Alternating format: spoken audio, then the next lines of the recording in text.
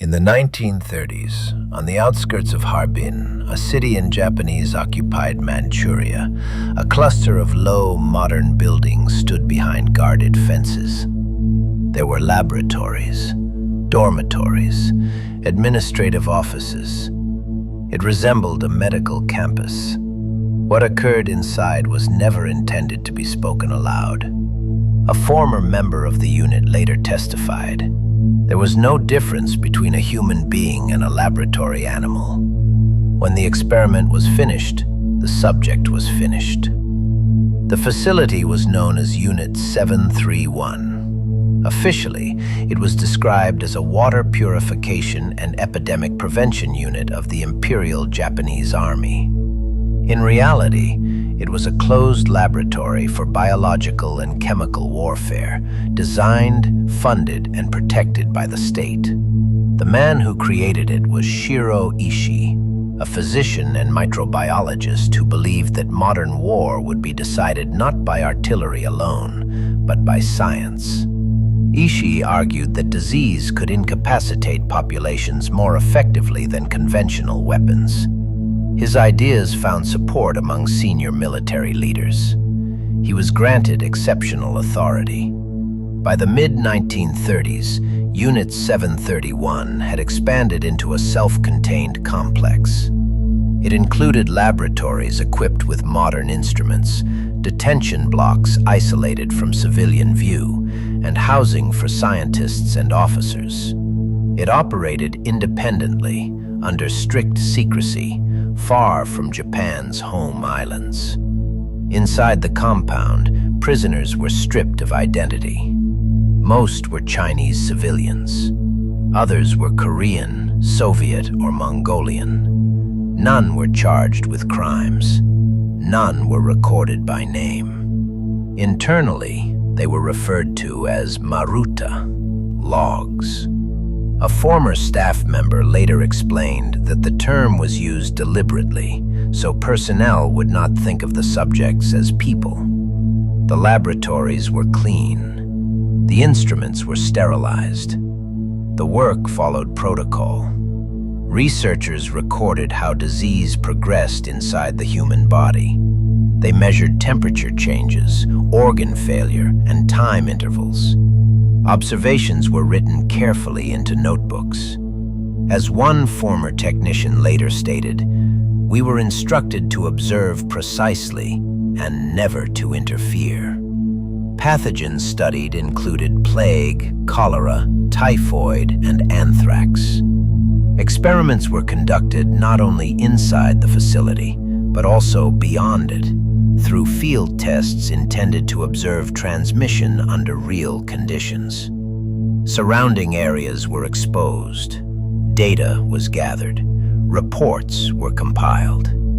This was not the work of isolated individuals. It was organized military research. A Chinese survivor who had been detained briefly before escaping later recalled that prisoners were kept in separate rooms. "I could hear voices through the walls," he said. Then the voices stopped. His testimony would not be formally recorded until decades later. By the early 1940s, Unit 731 had become embedded in Japan's wartime scientific infrastructure. Its findings circulated quietly within the military. Its existence remained classified. Its personnel were shielded. In August 1945, Japan surrendered. As Soviet forces advanced into Manchuria, Ishii issued orders. Equipment was destroyed. Records were burned. Prisoners were eliminated.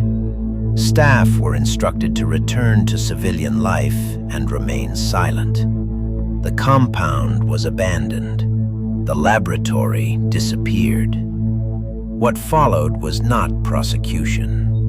In the immediate post-war period, American intelligence officials investigating biological warfare learned of Unit 731 and its research.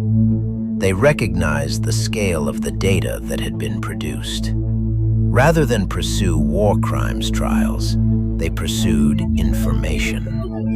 A decision was made. In exchange for immunity from prosecution, Ishii and his colleagues provided their research findings exclusively to the United States. The agreement was classified. The information was absorbed into post-war military science. The victims were not acknowledged. No member of Unit 731 was tried by the International Military Tribunal for the Far East. Shiro Ishii was never charged.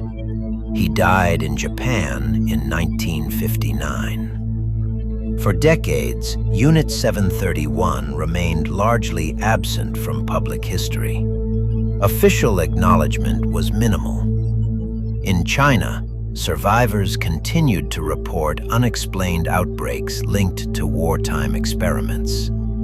Former personnel remained silent. Only in the late 20th century did records begin to surface. Court cases forced limited admissions. Historians reconstructed the scope of the program. A memorial was eventually established near the former site in Harbin. What emerged was not only a record of crimes, but of concealment. The buildings were destroyed. The evidence was erased. The scientists were protected, and the knowledge produced inside that laboratory entered the post-war world without accountability. Unit 731 did not survive because it was unknown. It survived because at a decisive moment, truth was exchanged for data.